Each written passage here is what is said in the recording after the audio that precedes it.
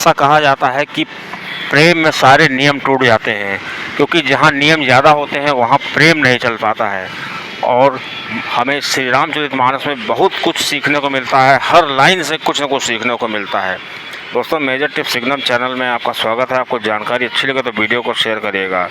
जब श्री राम जी स्वयंवर में धनुष भंग कर देते हैं, उसके बाद परशुराम जी आते हैं। परशुराम जी जब जान जाते हैं ये भगवान है, ब्रह्म है, क्योंकि उन्होंने अपना एक धनुष दिया और कहा जाता है कि वो धनुष श्री विष्णु जी का था, उस पर कोई चढ़ा नहीं सकता था। तो श्री राम जी ने जब उसको चढ़ाया पर तो समझ गए। उसके बाद श्री परशुराम जी चले गए उड़ीसा में, जो उनका स्थान था जहाँ पर तपस्या कर रहे थे।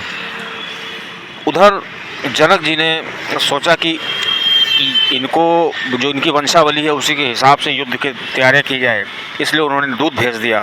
2 दूतों को भेजा अयोध्या में। और जब दूत अयोध्या जाते हैं और जैसे ही दशरथ जी सुनते हैं कि जनकपुर से कोई आया है, तुरंत राजा दशरथ चूँकि चक्रवर्ती सम्राट थे और चूँकि उनको राम जी से इतना प्रेम, अति प्रेम नहीं था, उनका प्राण प्रेम था। राम जो थे उनके प्राण थे, इसलिए वो सब सारे नियम भूल गए कि अगर कोई दूत आए, सबसे पहले दूत की पाती जो होता है, पत्र जो होता है, वो मंत्री लेकर के सुनाता है राजा को। अगर राजा चाहता है तो उसका जवाब देता है, नहीं तो मंत्री अपने हिसाब से मैनेज करता है। लेकिन यहाँ पर श्री दशरथ जी सारे नियम भूल गए और तुरंत खुद उठ करके गए और पाती मतलब चिट्ठी ली उस दूत से। श्री तुलसीदास जी उसमें लिखते हैं, कर प्रणाम तिन पाती दीनी मुदित महीप आपूट लीनी। मतलब जो राजा थे उन्होंने खुद उठ करके वो चिट्ठी ली।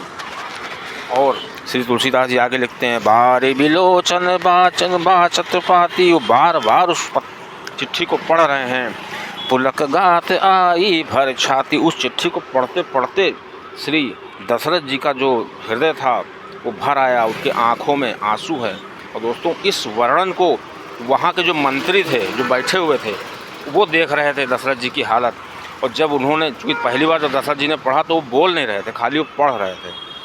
तो दशरथ जी की हालत को देख करके, क्योंकि दशरथ की जो प्रजा थी, दशरथ जी उसको अपनी पुत्र की तरह प्यार करते थे। एक प्रसंग एक आया है, उसी विद्वान लोग कहते भी हैं कि दशरथ जी को कभी चिंता नहीं हुई कि उनके कोई पुत्र नहीं थे, जबकि उनकी उम्र बहुत ज़्यादा हो गई थी।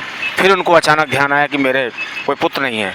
तो वो चूँकि अपनी प्रजा को अपने पुत्रवत प्रेम करते थे, तो उनको कभी भी एहसास ही नहीं हुआ कि हमारी प्रजा जो है और पुत्र में कोई फ़र्क है। लेकिन दोस्तों, यहाँ पर जब दूत आते हैं तो उनको जो दशरथ जी हैं उनसे खुद चिट्ठी लेकर के बार बार पढ़ते हैं। श्री तुलसीदास लिखते हैं, बार बिलोचन बाचत पाती पुलक गात आई भर छाती।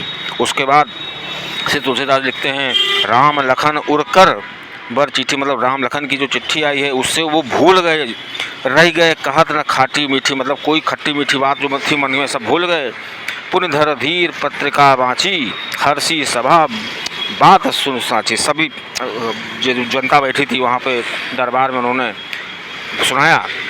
अब दशरथ जी को इतना आनंद आ रहा, चूँकि वो दरबार में खड़े थे तो कुछ मर्यादा भी होती है, लेकिन वो बार बार चिट्ठी को पढ़ना चाहते थे। कई बार पढ़ने के बाद उनका मन हुआ फिर पढ़ें, तो बहाना ढूंढ रहे थे कि कैसे पढ़ें। तो उतनी देर में भरत आ गए दौड़ते हुए। भरत ने कहा, पिताजी इसमें क्या है, हमको सुनाइए। तो भरत जी को फिर सुनाया उन्होंने। श्री तुलसीदास जी ने लिखा है, खेलत रहे तहाँ सुधि पाई आए भरत सहित हित भाई पूछत अति स्नेह सकुचाई तात कहाँ ते पाती आई। ये पत्ती, ये चिट्ठी कहाँ से आई है। तब राजा जी ने उनको सब कुछ सुनाया। उसके बाद वो सारी मर्यादाएं भूल गए। वो दूतों को अपने बगल में बैठालते हैं और दूतों को तुरंत अपना हार देते हैं। और यहाँ दर्शन करिए, जो दूत होते हैं वो उस हार को अपने माथे पर लगाते हैं और राजा जी के चरणों में रख देते हैं। तो राजा ने कहा कि जनक जी ने कहा, दशरथ जी ने कहा कि तुमने ये क्या किया। तो दूतों ने कहा, देखिए सीता जो है हमारी एक बेटी की तरह है और हम लोग अपनी बेटी के घर का पानी भी नहीं पीते हैं, तो मैं आपका हार कैसे ले सकता हूँ। तो वहाँ के जो सभा के जो लोग थे बैठे थे सभा में, वो सब उनकी आंखों में आंसू आ गए। उन्होंने सोचा कि जब जिस राज्य के दूत इतने नेक दिल के हैं, इतने सिद्धांतवादी हैं, तो उस राज्य का राजा कितना अच्छा होगा। वो जनक जी के बारे में कल्पना कर करके वो बहुत ही पुलकित हो रहे थे। उधर दशरथ जी जानना चाहते थे कि मेरे जो पुत्र हैं राम लक्ष्मण